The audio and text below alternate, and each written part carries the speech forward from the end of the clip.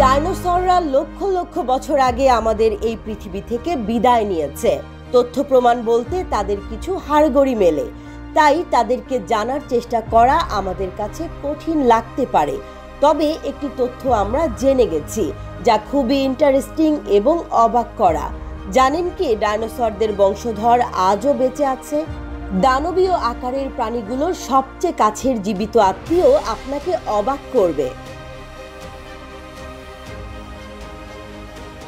আপনার কল্পনায় কোন প্রাণীটি ভেসে উঠছে? গিরগিটি, গুইসাপ? হ্যাঁ, এসব সরীসৃপকে লতায় পাতায় ডাইনোসরদের বংশধর বানিয়ে দিতে পারেন। কিন্তু ডাইনোসরদের সবচেয়ে কাছের প্রাণীটিকে আপনি সরীসৃপ বলতে পারবেন না। পরিস্থিতি আরেকটু ঘোলাটে। কিন্তু ডাইনোসর নিয়ে আমাদের অনেকেরই ভাবনার জায়গাটা আসলে জুরাসিক পার্কের মতো কিছু সিনেমা দখল করে আছে। তাই জীবাশ্মবিদ্যার নিরিখে চিন্তা করে সত্যের কাছে পৌঁছানো আমাদের জন্য কঠিন হয়। সত্য জেনে আমরা অবাক হই। সিনেমা প্রেমীদের মন খারাপ হবে, কিন্তু বিজ্ঞানীদের মতে সত্য হলো ডাইনোসর মোটেই আঁশযুক্ত এবং গাঢ় রঙের সরীসৃপের মতো দেখতে ছিল না। তাদের সবচেয়ে কাছের আত্মীয়রা আসলে পাখি। গবেষণা তাই বলছে। কিন্তু এটাও তো নতুন তথ্য নয়। যারা বিজ্ঞান জানেন, বোঝেন, এই খবর তাদের আগে থেকেই জানা।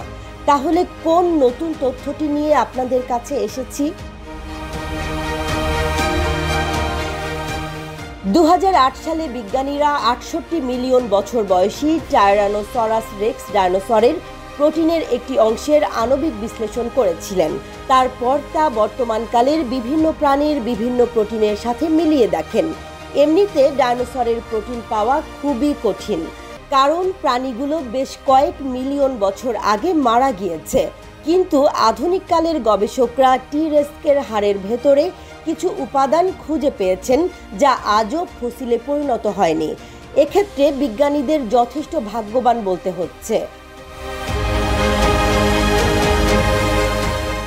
জীবাশ্মে পরিণত না হওয়া টি-রেক্সের হাড় থেকে বিজ্ঞানীরা কোলাজেনের অণু পুনরুদ্ধার করতে পেরেছিলেন।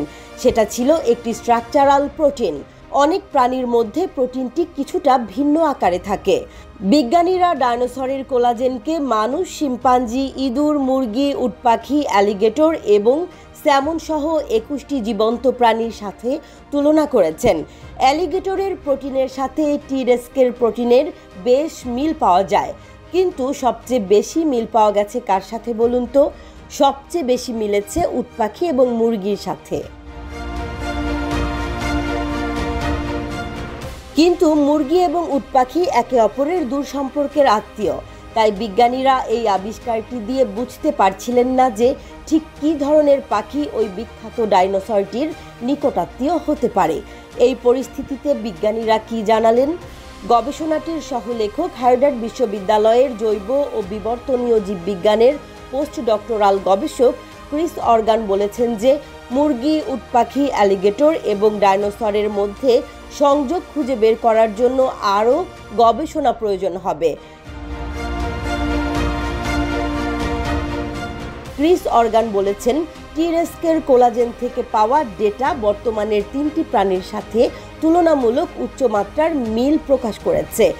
আরও ডেটা পাওয়া গেলে সম্ভবত অ্যালিগেটর, মুরগি এবং উটপাখির মধ্যে ফাইলোজেনেটিক গাছের টি-রেক্স শাখা দেখা যাবে। আপনারা আপাতত টি-রেক্সের আত্মীয়ের মাংস দিয়ে ভাত মেখে খাওয়ার ভাব নিতে থাকুন।